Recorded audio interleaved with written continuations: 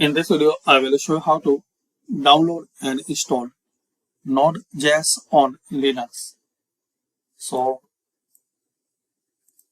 open any web browser and type Node.js. Now, open this download. Now, here you will see option Windows installer, Mac OS installer.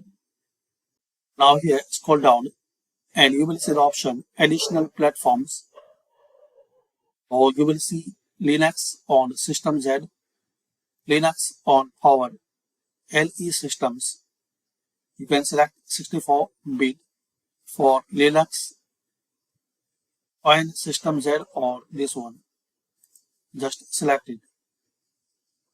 Now complete this downloading process, and once this downloading process complete, double click on it and install. I'm using Windows system, so I'm not able to download this one on Linux. But this is the way you can find out the file for Linux. So thanks for watching, and if you're facing any error, so comment, I will reply.